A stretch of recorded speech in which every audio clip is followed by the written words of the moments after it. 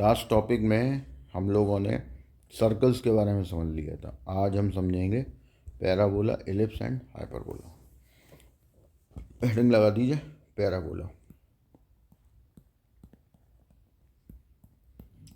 तो इसमें क्या है कि every quadratic equation in x और इन वाई इज कॉल्ड पैराबोला। ये इसकी आइडेंटिफिकेशन हो गई। अब स्टैंडर्ड पैराबोला होते हैं, नॉन स्टैंडर्ड पैराबोला होते हैं। तो सबसे पहले हम स्टैंडर्ड पैराबोला की बात करेंगे। स्टैंडर्ड पैराबोला 4 टाइप का आपका हो गया। पहला, Y square equal to 4ax, ठीक है, जो कि आपका ऐसा बन जाएगा। अब इसको ना ऐसे बनाना है, ये ऐसा, ठीक है, ये ऐसा बनता है। मतलब कि ये ओपन होगा ना, तो ये फैल के ओपन होगा, यानी कि एक्सप्रेस ऐसा ऐसा दूर जाएगा। ठीक है, बहुत से लोग क्या करते हैं, इसको ऐसा बना देते हैं कि ऐसा बना दिया, ऐसा बना दिया। ये गलत है, क्योंकि इससे तो आपके एरियाज़ में भी बहुत फ़र्क पड़ेगा। तो ये ओपन कर्व है, तो ये आगे कहीं भी जा सकता है। ठीक है, अब ये है आपकी एक्स एक्सिस, ये है वाई एक्सिस, ये आपका हो गया वर्टेक्स 0,0। अब इसमें एक हो गया आपका फोकस a,0, और जितनी डिस्टेंस पे वर्टेक्स से फोकस होगा उतनी ही डिस्टेंस पे आपकी होगी डायरेक्ट्रिक्स। तो ये हो गई आपकी x equal to -a, that is your directrix and that is your focus. ठीक, जिसमें यहाँ पे जो 4a है, अब ये अगर मैं यहाँ पे एक परपेंडिकुलर ड्रॉ कर देता हूँ L डैश, तो इसको हम बोलते हैं लेटस रेक्टम, और इसकी लेंथ 2a इधर एंड 2a इधर, वही है ये 4a। ठीक, सेकंड होता है आपका Y square equal to -4ax, तो रिवर्स हो जाएगा ये। ठीक, अब जो बनेगा वो ऐसा बन जाएगा,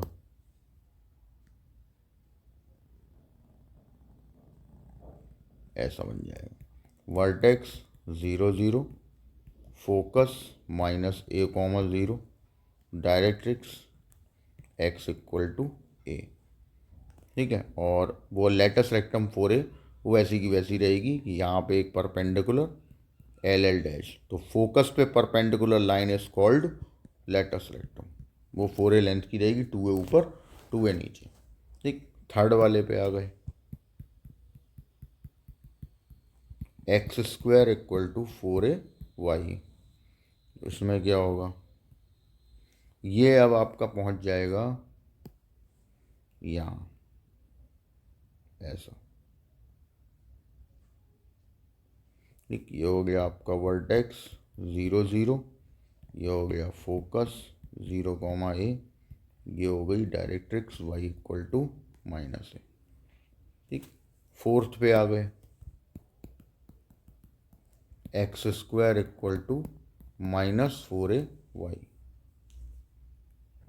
अब ये -4ay है, तो नीचे साइड में चला जाएगा,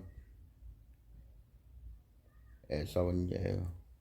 ये हो गया आपका s 0,-a, ये हो गई directrix y equal to a। अब यहाँ पर एक पॉइंट आपको समझना है जो आगे भी काम आएगा नोट में। If the power of y is even, then the curve is symmetrical about x, or the power of x is even, then the curve is symmetrical about y axis or the power of x and y both are even, then the then the curve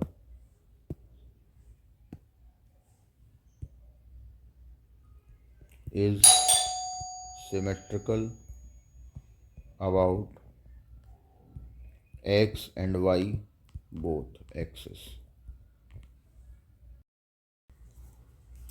अब देखिए ये तो हो गए standard. अब हम जाएंगे non standard पे। अब नॉन स्टैंडर्ड में क्या हम लोग को करना होता है,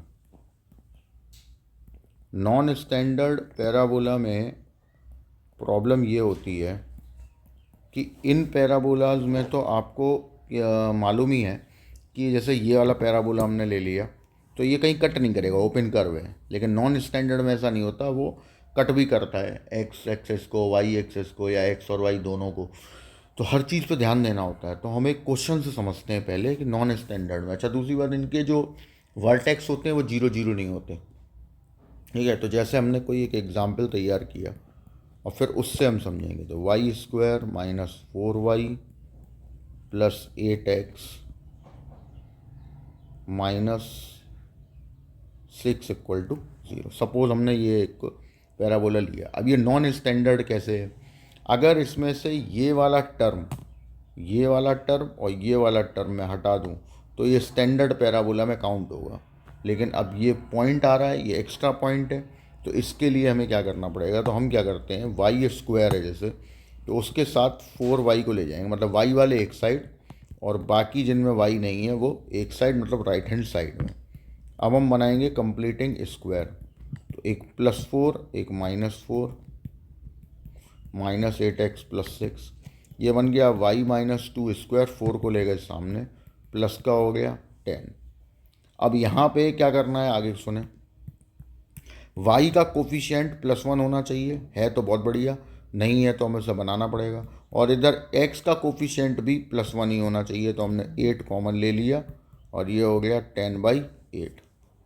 y minus 2 square minus 8x minus 5/4, ये आपका एक पैराबोला बन गया। अब इस पैराबोला को हम कंपेयर कराएंगे जिसके जैसा ये दिख रहा है। तो देखो, एक साइड पूरा है y, ठीक, ये पूरा है y आपका, ये पूरा है x। तो ये इस तरीके से दिख रहा होगा। वाई स्क्वायर, कैपिटल Y लेना है, capital Y square equal to 4ax, और वो भी माइनस का, क्योंकि यहाँ पे एक माइनस लगा हुआ है। तो उसी के साथ कंपेयर होगा जिसके जैसा ये दिख रहा है।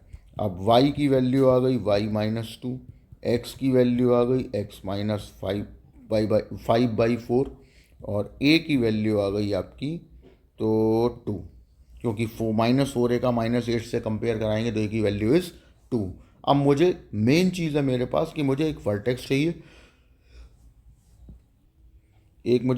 चाहिए, और दूसरा ये कहाँ कट करेगा वो पता करना है, उसके बाद हम उसे बना लेंगे। तो जैसे जब से मुझे वर्टेक्स चाहिए, अब देखो इसके हिसाब से अगर हम बात करें तो वर्टेक्स क्या होंगे, तो इसके हिसाब से वर्टेक्स होते हैं 0 0। तो अभी हम वर्टेक्स की बात कर रहे हैं, वर्टेक्स, ठीक। वर्टेक्स है कैपिटल X इक्वल टू 0 और capital Y equal to 0, but हमें तो स्मॉल वाले चाहिए।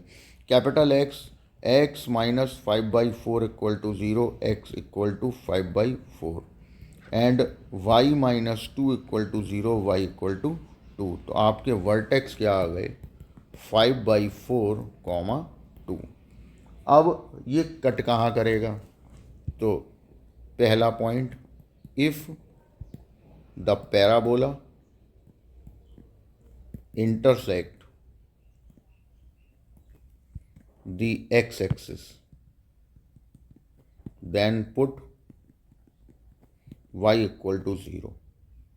हम इसकी इक्वेशन में y इक्वल टू 0 पुट कर देंगे, मतलब यहाँ पर। तो यहाँ पे पुट करने से हमें मिलेगा क्या, वो देखते हैं हम।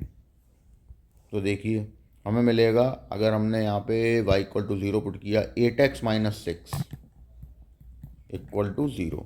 तो x की वैल्यू आपकी आ गई 6/8, यानी 2 से कैंसिल हुआ तो 3/4, यानी कि ये एक पॉइंट हमें मिलेगा जिस पे ये कट करेगा 3/4, 0 पे।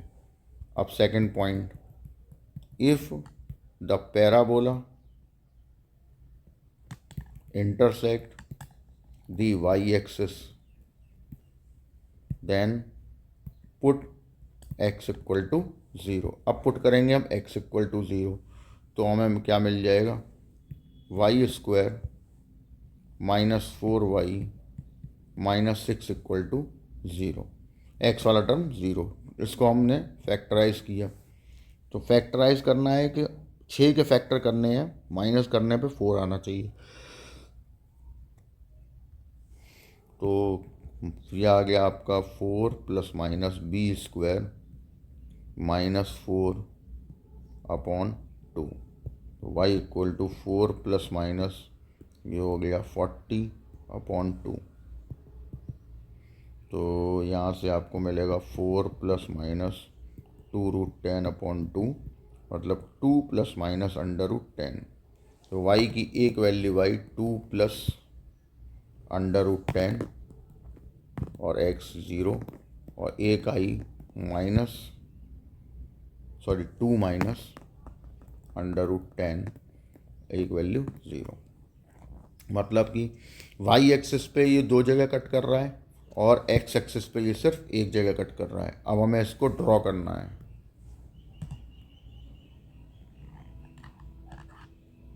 तो पहले तो हम पॉइंट आउट कर लेते हैं। पॉइंट मतलब वर्टेक्स क्या था, 5/4, 2। तो 5/4 मतलब 1 पॉइंट समथिंग, यानी कि मान लेते हैं कि इसका जो वर्टेक्स है वो यहाँ कहीं होने वाला है।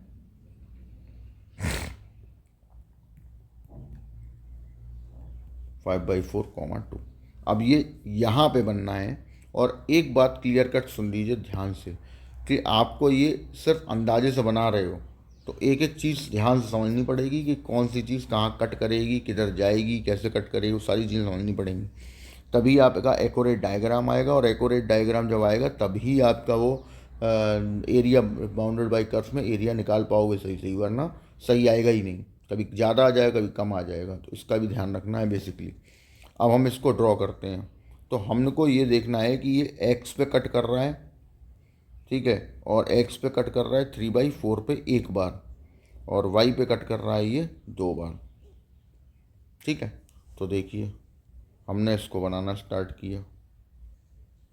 तो मैंने बोला था ना फैला हुआ बनेगा, तो ये ऐसा बनेगा। यहाँ तक आया, फिर ऐसा होता हुआ चला गया। अब ये कैसे बना या ये कैसे हमें पता चला, तो देखो ये कह रहा था कि ये वाई पे कट करेगा, तो एक पॉइंट तो हमें मिल गया, ये पी पॉइंट 0,2 + √10। अब ऑब्वियस है √10, 9 का √3 होता है, तो ये 3 से ज़्यादा है। इसका मतलब है ये पॉइंट जो है वो लगभग 5 पॉइंट समथिंग है। ये वाला पॉइंट, ये 5 पॉइंट समथिंग आपको मिल रहा है। 5 पॉइंट समथिंग है पॉजिटिव में, तो इसका मतलब है ये ऊपर मिलेगा, यानी कि सेंटर जो ओरिजन है, ओरिजन के ऊपर जाएगा ये, ठीक। ये तो वर्टेक्स था ही हमारा। अब आ जाओ यहाँ पे, ये पॉइंट है क्यू। जब ये इसकी बात करेंगे, वही जो √10 है, यही माइनस का 3 पॉइंट समथिंग बनेगा, और 2 माइनस होगा तो नेगेटिव वैल्यू हो गई। नेगेटिव वैल्यू है, इसका मतलब है ये वाला पॉइंट 100% 2 माइनस √10 है। अब x को एक बार कट कर रहा था, तो ये हो गया a। x को कट कहाँ पे कर रहा था, ये 3/4 पे, तो ये फिर हो गया 3/4, 0।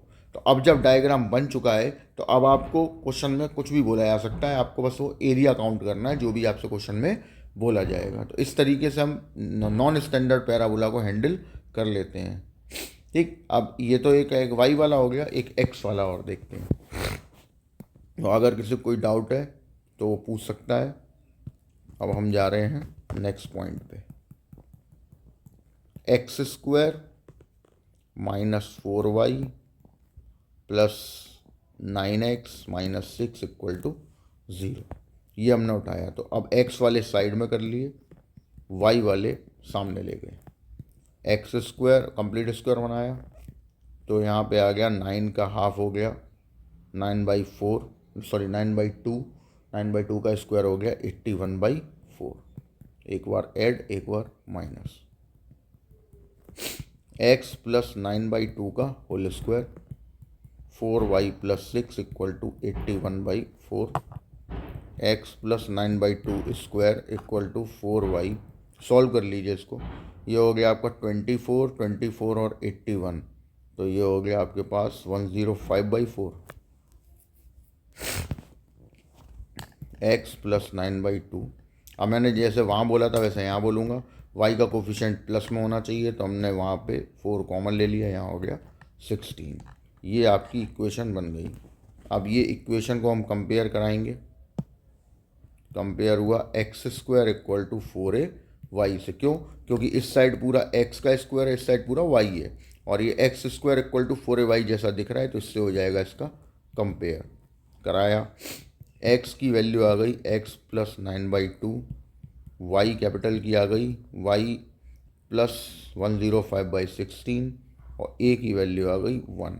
ये आपके पास वैल्यू सारी आ गई। अब हम नेक्स्ट आगे बढ़ेंगे। अब वर्टेक्स निकालना है मुझे। वर्टेक्स है capital X equal to 0 and capital Y equal to 0, क्योंकि स्टैंडर्ड के तो यही होते हैं। तो इसका अगर हम इसकी बात करें तो इसके होंगे x equal to 0 y equal to 0, but हमें तो इसके चाहिए। तो यहाँ क्या आ जाएगा x plus 9/2 equal to 0, x की वैल्यू माइनस 9/2, और y प्लस 105/16 इक्वल टू 0, तो y इक्वल टू माइनस का 105/16। यानी वर्टेक्स हो गए आपके पास -9/2 कॉमा -105/16। अब ये कट कहाँ का करेगा वो हमें देखना है। तो the parabola intersect the x axis put y equal to 0। तो y इक्वल टू 0 हम इसमें ले आके रख देंगे, तो क्या आएगा x square plus 9x minus 6 equal to 0। Factor कर लो इसके, x equal to -9 plus minus b square minus 4ac upon 2, -9 plus minus ये हो गया आपका 105/2। अब इसके ये एक वैल्यू आ गई -9 प्लस 105/2, एक -9 माइनस 105/2। ये आपके पास वैल्यू आ गई, जहाँ पे y 0 है दोनों में। अब आते हैं हम कि अब ये कट करेगा y एक्सिस को, तो उसकी वैल्यू निकाल लेते हैं। If the parabola intersect y axis put x equal to 0। अब हम इसमें x की जगह 0 पुट कर देंगे, तो हमें मिल जाएगा -4y minus 6 equal to 0, -4y minus 6 equal to 0, y equal to -6/4, y की वैल्यू -3/2, यानी कि एक पॉइंट हमें यहाँ मिल जाएगा, ठीक, जिसमें x हो गया 0। अब होगी प्लॉटिंग।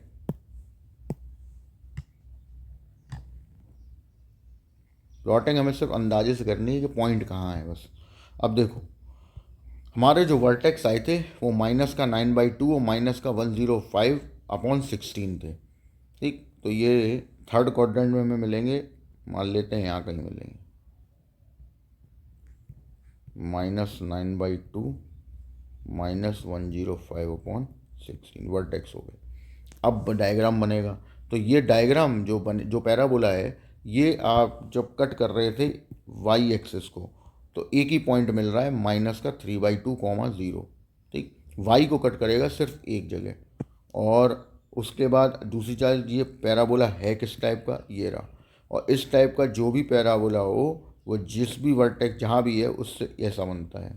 तो ये बात तो तय हो गई कि ये यहाँ से इधर जाएगा ऐसा, ठीक है ना, इधर ऐसे ऐसे बनेगा, ऐसे बनेगा, ठीक है। अब देखो बनाते हैं प्रॉपर,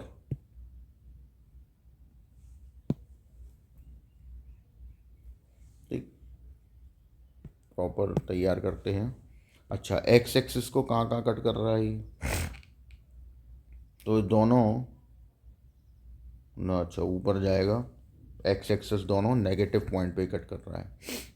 105 का अंडर रूट ऑलमोस्ट कितना हो जाएगा, पहले ये देख लो।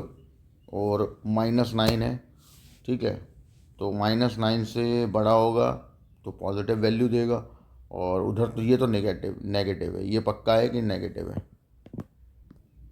देखो ये जो है 105, ये 10 पॉइंट समथिंग होने वाला है, क्योंकि 10 का स्क्वायर 100 होता है, तो 105 है, तो 10 पॉइंट हो गया। अब 10 पॉइंट में से -9 गया तो 1 पॉइंट समथिंग कुछ बचेगा, और 2 का डिवाइड हो गया तो मतलब पॉजिटिव वैल्यू आएगी, तो ये तो पॉजिटिव है, ठीक। और ये नेगेटिव है तुम्हारा, क्योंकि दोनों ही माइनस के हैं इसलिए नेगेटिव है, तो एक पॉजिटिव पे कट होगा और एक नेगेटिव पे। अब हमने डायग्राम बनाया,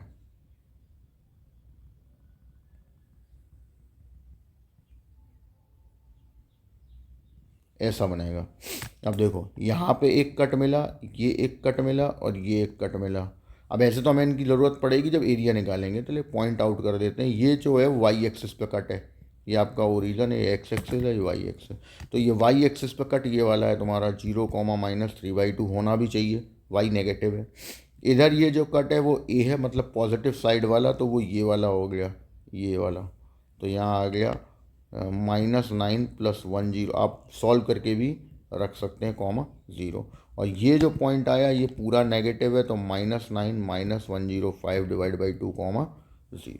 तो इस तरीके से हम नॉन स्टैंडर्ड पैराबोलास को हैंडल करते हैं, नोट कर लें। नेक्स्ट आगे बढ़ते हैं हम लोग। अब हमारा पॉइंट है पैराबोला का तो हो गया, अब हम नेक्स्ट पे चलेंगे, एलिप्स। एलिप्स क्या है? सर्कल का ही पार्ट है। सर्कल में क्या है, सारी साइड्स मतलब सारे जहाँ भी जाओ आप, रेडियस सभी जगह बराबर होती है। एलिप्स में छोटी बड़ी भी हो सकती है। तो पहली केस की हम बात करें, x² / a² + y² / b² = 1 when a is greater than b। हमें यहाँ इनकी टर्मोलॉजी समझनी है, कौन किसको क्या बोलते हैं, क्योंकि उसी से बाउंड करके कर्व ये बोलेंगे, तो उसी के हिसाब से हमें क्वेश्चन करना पड़ेगा। तो ये आपका एक एक्स वाई एक्सिस हमने बना ली। अब हम ड्रॉ करेंगे डायग्राम। तो ये a is greater than b है, ठीक है।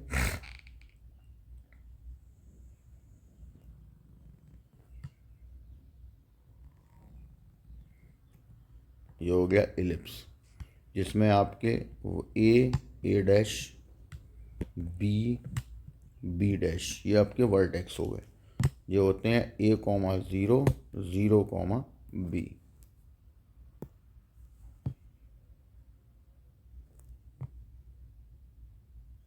ठीक। अब आएगा यहाँ पर, ये रहे आपका S dash focus, AE, 0 -AE, 0। ठीक। डायरेक्ट्रिक्स हो गई x = A/E, इधर ये हो गई डायरेक्ट्रिक्स। जब फोकस दो हैं तो डायरेक्ट्रिक्स भी दो होंगी, -A/E, ठीक है। और लेटस रेक्टम भी यहाँ पे दो आएंगी, LL dash and MM dash. अब हम इनको पहले सारी चीज़ें एक जगह लिख लेते हैं, क्या क्या है हमारे पास। देखो यहाँ पर A is greater than B की कहानी चल रही है, तो ये जो A डैश है ये है आपकी मेजर एक्सिस, जिसकी लेंथ होती है 2a। फिर BB डैश माइनर एक्सिस, जिसकी लेंथ हो गई 2b। E stands for eccentricity. Eccentricity क्या है? रेशियो है किसी मूविंग पॉइंट की किसी फिक्स्ड पॉइंट से डिस्टेंस, और उस मूविंग पॉइंट से डायरेक्ट्रिक्स तक की डिस्टेंस का रेशियो आपका एसेंट्रिसिटी होता है। तो ये एसेंट्रिसिटी यहाँ पे क्या होगा, तो यहाँ हो जाएगा √1 - b² / a²। ठीक, इसको क्लियर कर देता हूँ मैं, अब दिखाई दे रहा होगा, ठीक है। एंड तुम्हारा LL डैश और MM डैश ये दोनों है लेटस रेक्टम, दोनों की लेंथ बराबर होगी और होते हैं 2b² अपॉन ए। ठीक, और ये इनको भी नाम डाल देते हैं सपोज PQ और ये हो गया TS। तो ये जो PQ TS हैं, PQ and TS are directrix, ये डायरेक्ट्रिक्स है। ठीक है, जिनकी equation x equal to a upon e and x equal to minus a upon e, s equal to a e comma zero and s dash equal to minus a e comma zero, both are foci. Foci मतलब focus. ठीक है, आप इनसे ही जुड़ के आपको कोई question मिल जाएगा कि लेटस रेक्टम से बाउंडेड एरिया निकालिए, या कि एक एलिप्स को किसी कर्व ने कट किया उससे बाउंडेड एरिया निकालिए, इस टाइप के क्वेश्चन ही हमें मिल जाते हैं। सेकंड कंडीशन क्या है इसकी?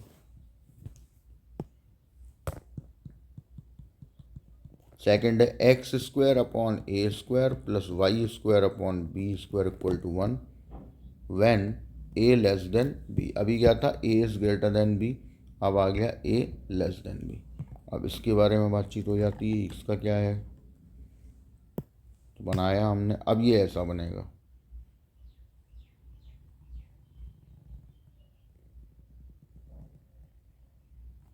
ये बन गया तुम्हारा, ये आपका O हो गया, a डैश, b डैश। ठीक है, तो आप सारे पॉइंट आउट हो जाएंगे।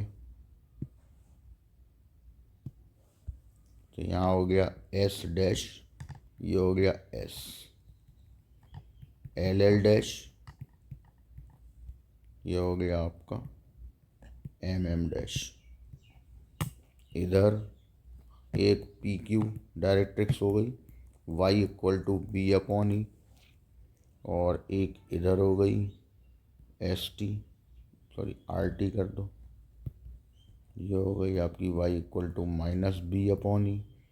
फोकस लिख देता हूँ मैं यहाँ पे कि S and S dash are foci, जो कि हो गए आपके 0 प्लस माइनस बी ई। ठीक, LL डैश, LL डैश और MM डैश आपस में इक्वल, ये आपके लेटस रेक्टम है, ये यहाँ हो गया 2a² upon b। E stands for eccentricity, 1 minus a² upon b², ये एसेंट्रिसिटी हो गई। बाकी का सब कुछ सेम। अच्छा, मेजर एक्सिस अब यहाँ पे हो गई 2b और माइनर एक्सिस यहाँ पे हो गई 2a। ठीक, तो ये हो गया आपका सेकंड। ठीक, ये दो टाइप के आपके एलिप्स हो गए, a is greater than b and a is less than b, जहाँ पे पहले वाले में मेजर एक्सिस x एक्सिस थी और यहाँ पे मेजर एक्सिस y एक्सिस है।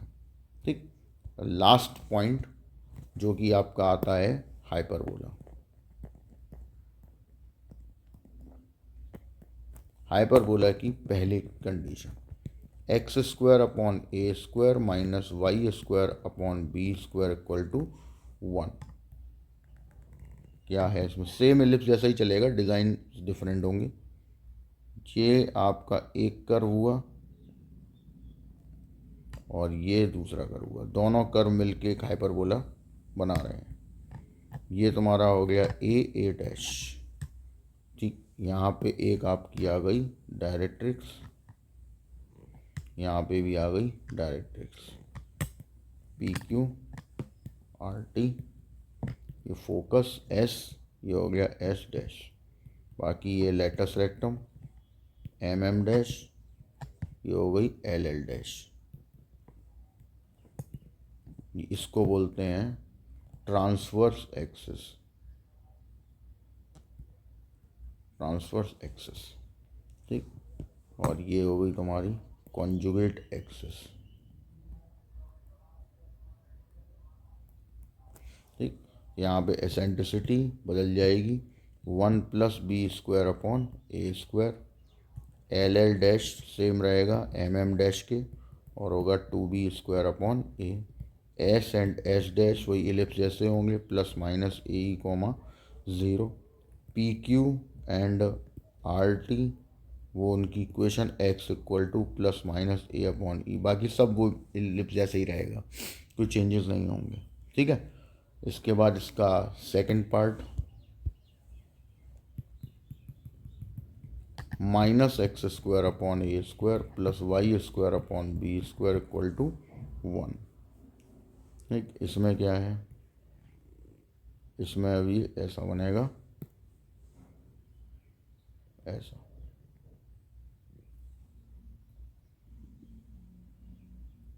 ठीक, ये हो गया तुम्हारा बी, ये हो गया बी डैश, ये हो गया आर टी, ये हो गया पी क्यू, ये हो गया ओ। ठीक है, ये हो गए एस, ये हो गए एस डैश। ठीक, और जिसमें वो अपने लेटस रेक्टम्स तो वही हैं, एम एम डैश और एल एल डैश। तो ई हो गया आपका एसेंट्रिसिटी 1 प्लस ए स्क्वायर अपॉन बी स्क्वायर। ठीक, एंड ये आपकी हो गई कॉन्जुगेट एक्सिस, और ये हो गई transverse axis, transverse.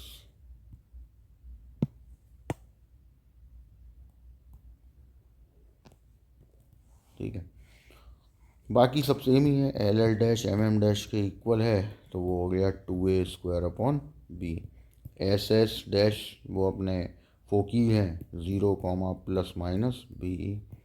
P Q and R T वही एलिप्स के जैसे हैं, y equal to plus minus b upon e. तो बाकी सब मैटर इसमें सेम है। ठीक, तो ये हो गए आपके हाइपरबोला, एलिप्स, फिर नॉन स्टैंडर्ड पैराबोला, दो डायग्राम कैसे बनेगा वो बता दिया।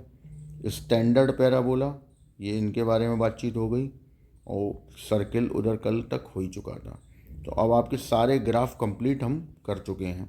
अब जो भी ग्राफ्स बनेंगे वे इसी की हिसाब से आपको क्वेश्चन में मिलेंगे, और उनसे ही डिटेल करके हमें क्वेश्चन को सॉल्व करना होगा। तो अब हम आते हैं एरिया बाउंडेड बाय कर्व्स के मेन टॉपिक पे।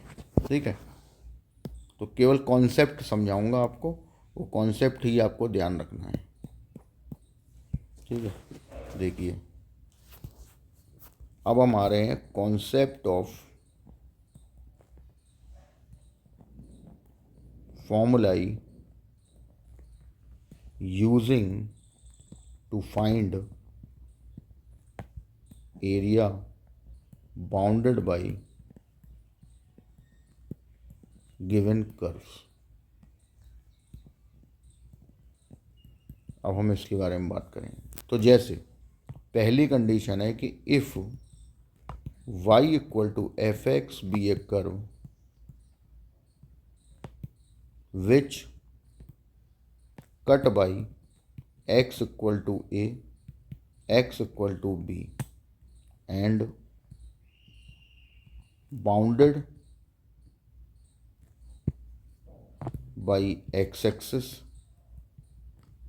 x equal to a, x equal to b lines, then find its area। ये हमने कहीं पे सुना। अब देखो हमने क्या किया, हमने एक सबसे पहले डायग्राम बनाया। तो मान लीजिए एक कर्व है हमारे पास, कैसा भी हो सकता है, अब तो डिपेंड करेगा क्वेश्चन पे, y equal to f x. इसे कट किया, x equal to a line ने, ये आया, एक कट हुआ x इक्वल टू बी, आगे पीछे भी हो सकती हैं बट हमें पता नहीं है, तो हमने a पहले और b बाद में ले लिया। तो इससे एक एरिया बाउंड होके हमें मिला, ये एरिया जो कि x axis x equal to a, x equal to b और आपका y equal to f x curve से बाउंड है। ये एरिया हमने शेड कर दिया, ये हमें फाइंड करना है। ठीक है, तो सारी चीज़ें हो गई, ये आपकी हो गई एक्स एक्सिस, ये हो गई वाई एक्सिस। अब ध्यान से सुनो, ये करना क्या होता है इसमें। बेसिकली हम लोग जो जिस तरीके से इसे सॉल्व करते हैं, तो उसमें सबसे पहले हमें करना ये होगा कि इसमें हम एक स्ट्रिप जनरेट करेंगे। ठीक है, ध्यान से देखेंगे पूरी बात। एक मैं स्ट्रिप लूँगा। अब बहुत से लोग ये सोचते हैं कि ये जो स्ट्रिप है ये भाई ये कोई मतलब ऐसा नहीं है कि कोई लकड़ी का टुकड़ा है या आयरन रॉड है जो हमने यहाँ पे लगा दी है। हम यहाँ पे जो ये बन रहा है, जो ये आपका टुकड़ा आया है जिसको हमने शेड किया हुआ है, इसी का एक पार्ट हमने ले लिया है छोटा सा, जिसको हमने स्ट्रिप बोला हुआ है कि ये जो है दैट इज़ कॉल्ड स्ट्रिप, जो इसी का ही पार्ट है। अब इसके दो हिस्से हैं, एक तो ये रहा, एक ये रहा। तो ये जो ऊपर वाला हिस्सा जो है, यानी ये इसकी बात जो हो रही है, ये आपको कहाँ टच हो रहा है इस पे देखना है। तो ये जिस कर्व को टच करेगा, तो ये यहाँ से हम टच द कर्व जब जब करेगा। अब इसको हम यूज़ करेंगे अभी बाद में, पहले मैं जो लिख रहा हूँ बस उसको समझ लो आप। और बिलो वाला जो एरिया है ये कहाँ टच करेगा या कहाँ से कहाँ तक जाएगा या कहाँ कहाँ चल रहा है। अब इसको अभी हम यहीं छोड़ देते हैं। हम सबसे पहले क्या करेंगे कि हम इस स्ट्रिप की बात करते हैं, तो इस स्ट्रिप के बारे में ही हम पहले सारी जानकारी इकट्ठा करेंगे और इसका ही एरिया मैं पहले निकालूंगा।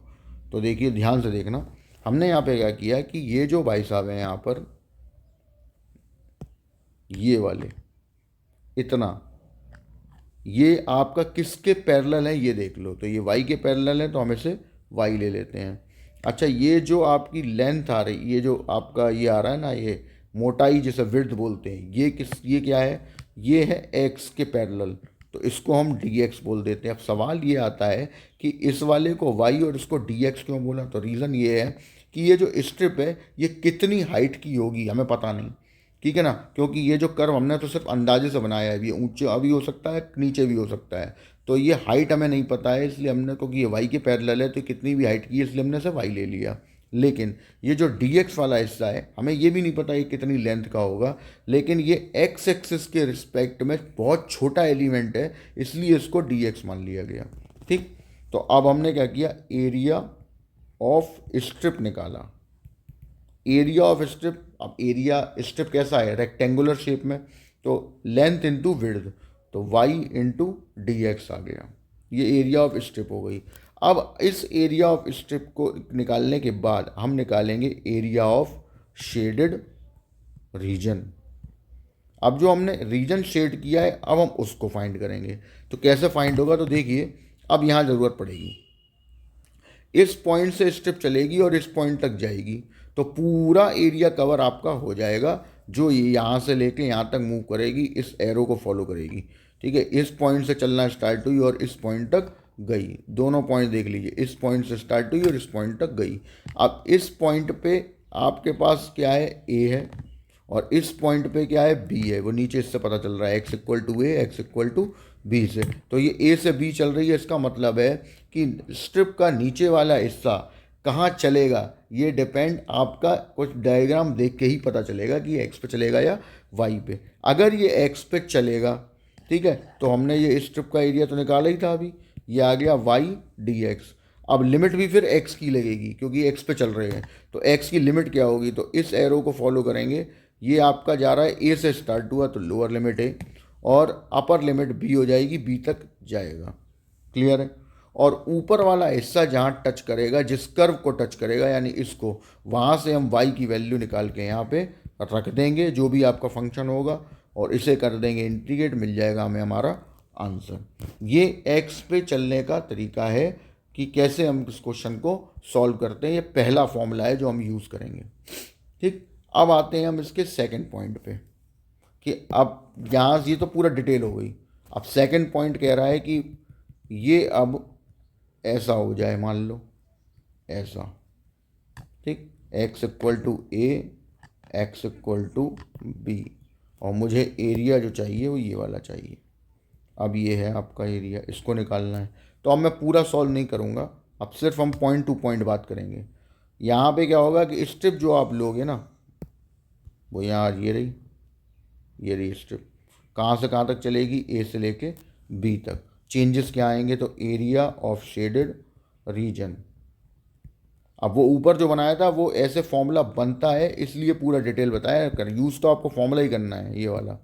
ठीक है। लेकिन ये पूरा कैसे बना, कहाँ से क्या सोचा गया, वो सारी चीज़ें हमने यहाँ मेंशन कर दी हैं। अब अच्छा, ऊपर वाले में क्या याद रखा था कि नीचे कहाँ टच होगा, ये वाला हिस्सा कहाँ टच होगा वो लिमिट देगा, और ऊपर वाला हिस्सा कहाँ टच होगा वो वाई की वैल्यू देगा। दोनों चीज़ें आ गई। एरिया ऑफ शेडेड रीजन में हम यहाँ पे कैसे जाएंगे, हम गए ए से बी, फॉर्मूला अभी भी वाई डी एक्स, क्योंकि ये जो कर्व है ये y equal to f x curve ही है और x पे चल रहा है, तो वाई डी एक्स फॉर्मूला बनना है। लेकिन प्रॉब्लम क्या है, ये x एक्सिस के नीचे का एरिया है, इसका मतलब यहाँ एक माइनस लेना पड़ेगा। अगर आपने माइनस नहीं लिया तो आंसर नेगेटिव हो सकता है, ठीक है ना।